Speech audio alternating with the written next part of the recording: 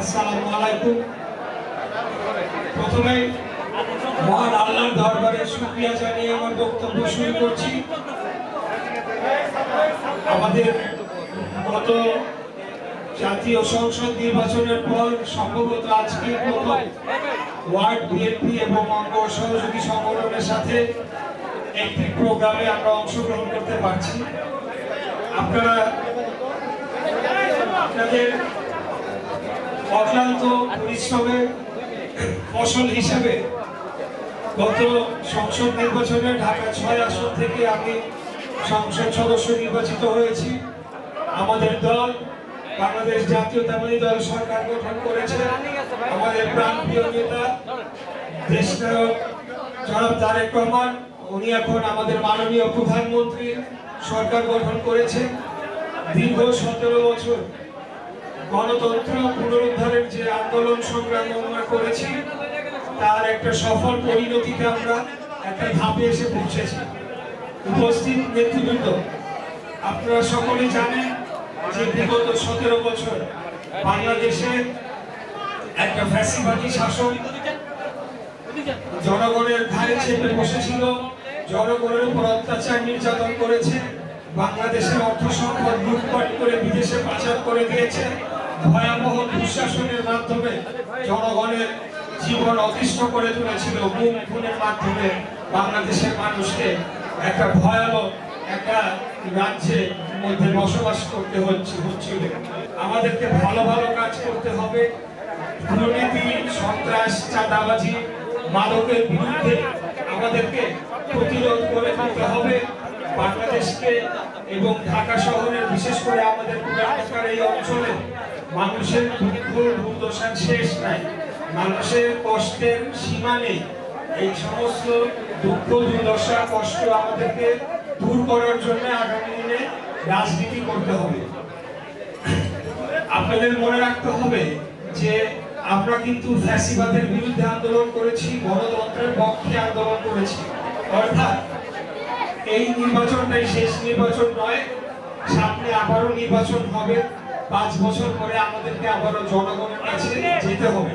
অতএব আমাদের আচার আচরণ, কথাবার্তা, আমাদের প্রত্যেকটি কর্মকাণ্ড যাতে জনগণের মনে কোনো কষ্টের মধ্যে না হয়, আমাদের দলের জন্য যাতে কোনো দুর্নাম বয়ে না নিয়ে আসে, সেই লক্ষ্যে আমাদেরকে কাজ করতে হবে।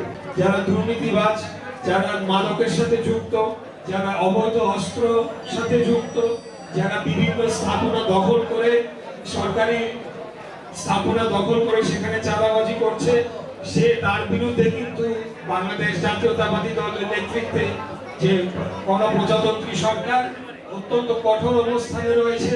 আগামী দিনেও সেটা আপনারা দেখতে পাবেন। তাই আমি সবাইকে বলবো, আমাদের দলের জন্য যাতে কোনো ধরনের দুর্নাম কেউ বয়ে না নিয়ে আসতে পারে, সেটার জন্য আমাদেরকে ঐক্যবদ্ধভাবে কাজ করতে হবে। আমরা রাজনীতি করি দেশ ও জাতির কল্যাণে কাজ করার জন্য। আমাদের রাজনীতি হচ্ছে বাংলাদেশের স্বাধীনতা, সার্বভৌমত্ব, বাংলাদেশের গণতন্ত্রকে রক্ষা করার জন্য। আমাদের রাজনীতি হচ্ছে এই অঞ্চলের মানুষের যে সমস্যাগুলো রয়েছে, জলাবদ্ধতা, যানজট সহ, দূষণ সহ নানা ধরনের সমস্যায় জর্জরিত, সেই সমস্যাগুলো সমাধান করার জন্য আমাদের রাজনীতি করতে হবে।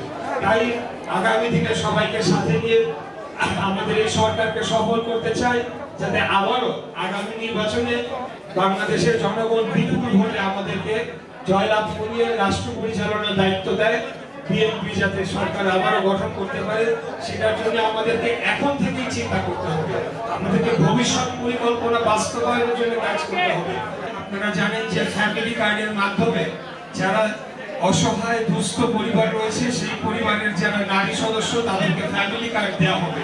পর্যায়ক্রমে আমাদের এই অঞ্চলে যানজট নিরসন করার জন্য একটা সমন্বিত পরিকল্পনা নেওয়া হচ্ছে, যেখানে গণপরিবহন, মেট্রো রেল, বাস সহ সকল যান চলাচলকে একটা সমন্বিত পরিকল্পনার মাধ্যমে ঢাকা শহরের যানজটকে নিরসন করা হবে। ইতিমধ্যে আপনারা জানেন যে আসন্ন বর্ষা মৌসুমের আগে মশার প্রজনন বিস্তার রোধে ডেঙ্গু নিয়ন্ত্রণের জন্য আমরা ইতিমধ্যে আমাদের সিটি কর্পোরেশনের যে নতুন প্রশাসক তার নেতৃত্বে কাজ শুরু হয়েছে। আমরা সংসদ সদস্যরা যার যার এলাকায় আমরা কাজ শুরু করে দিয়েছি। ইনশাল্লাহ আমি আপনাদের মাঝে অবশ্যই থাকতে তো হবেই। এখন আপনারা ভোট দিয়ে আমাকে সংসদ সদস্য নির্বাচিত করেছেন, না করলেও থাকতাম, আর এখন তো অবশ্যই থাকতে হবে। আমরা সবাই মিলে এই এলাকার যে সমস্যাগুলো রয়েছে সেগুলো সমাধানের জন্য আমাদের নেতার পরিকল্পনা অনুযায়ী আমরা কাজ করে যাবো ইনশাল্লাহ। وترحمنا لنكونن من الخاسرين ربنا لا تزغ قلوبنا بعد إذ هديتنا وهب لنا من لدنك رحمة إنك أنت الوهاب اللهم اغفر لحينا وميتنا وشاهدنا وغائبنا وصغيرنا وكبيرنا وذكرنا وأنثانا اللهم من أحييته منا فأحيه على الإسلام ومن توفيته منا فتوفه على الإيمان